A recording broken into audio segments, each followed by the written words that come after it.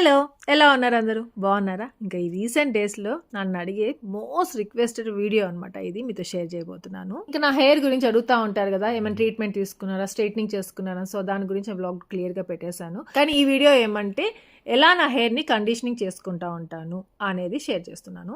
మన హెయిర్‌కి కండిషనింగ్ అనేది చాలా ఇంపార్టెంట్. సో, ఒక్కసారి కండిషనింగ్ చేసుకున్నాము మన హెయిర్‌కి అంటే చాలా డిఫరెన్స్ అనిపిస్తది. ఇంకా పార్లర్స్‌కెళ్ళి ఊరికే చేసుకుంటా ఉండలేముగా. సో, అక్కడ ఒకసారి చేపించుకున్నాను. ఇంకా అప్పటి నుండి ఇంట్లోనే చేసుకుంటూ ఉంటాను. ఇంకా మీకు గ్రే హెయిర్ ఉందా లేదా ఆశ? కలర్ పెడతారా? ఏ కలర్ పెడతారో అడుగుతా ఉంటారు. నాకు కొన్ని గ్రే హెయిర్ ఉన్నాయి. మరి కలర్ పెట్టే అంత గ్రే హెయిర్ ఏం లేదు. అక్కడక్కడ కొన్ని ఉన్నాయి. ఇంకా ఈ ఫిల్టర్ దగ్గరికి ఎందుకు వచ్చానంటే నేను మినరల్ వాటర్ తీసుకుంటున్నాను. ఆ మగ్‌ని చూస్తేనే అర్థం అయిపోతుంది మీకు. బెంగుళూరు వాటర్, హాట్ వాటర్ అంటారు కదా!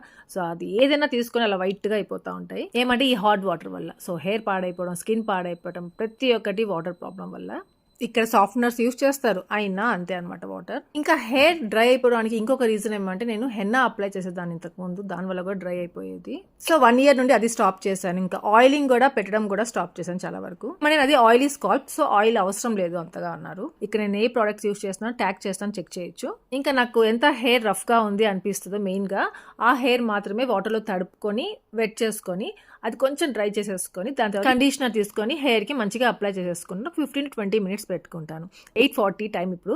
సో ఇంకా ఒక 15-20 మినిట్స్ అలానే పెట్టుకుంటాను. అంటే ఇది హెయిర్కి ప్రీ కండిషనింగ్ చేసినట్టు అనమాట. దాని తర్వాత ఈ షాంపూతో షాంపూ చేసేసుకుంటాను. ఇంకా ప్రతిసారి నేనేమంటే హెడ్ బాత్ చేసుకున్నాను అంటే నా కోమ్ మంచిగా వాష్ చేసేసుకుంటాను. టవల్ కూడా మంచిగా ఏమంటే ఫ్రెష్గా ఉండే టవల్ తీసుకుంటాను. ఇంకా ఈ కోమ్ కూడా బయట ఆరబెట్టుకుంటాను ఎండలో.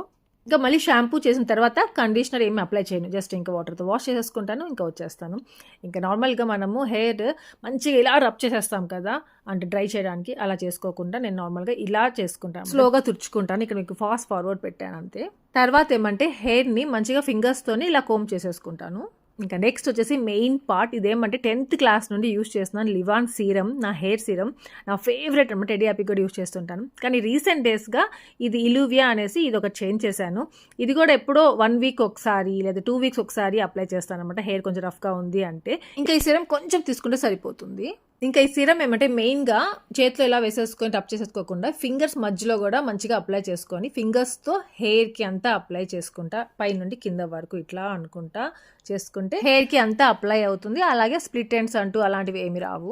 మెయిన్గా హెయిర్ కింద డ్రైగా అనిపించదు అనమాట. ఫస్ట్లో చూపించా కదా నా హెయిర్ ఎలా ఉండిందో అలా ఉండదు. ఇంకా నేను నా హెయిర్ కొంచెం వెట్గా ఉన్నప్పుడు హెయిర్ కోమ్ చేసేసుకుంటాను. అంత ఫాస్ట్గా కోమ్ చేయను, ఫాస్ట్ ఫార్వర్డ్ పెట్టాను అంతే. నా హెయిర్ ఇప్పుడు డ్రై అయిపోయినాక మీతో షేర్ చేస్తున్నాను ఎలా ఉన్నాయి ఏంటి అన్నట్టుగా. ఇంకా ఇలా ఎప్పుడో 10 డేస్కో 15 డేస్కో అలా చేస్తాను. నార్మల్గా హెయిర్ కండిషనింగ్ ఎలా చేసుకుంటాము షాంపూ తర్వాత అలాగే చేసేసుకుంటూ ఉంటాను. సో అంతే, ఈ వీడియోతో మీ డౌట్స్ క్లియర్ అయిపోయింది అనుకుంటున్నాను.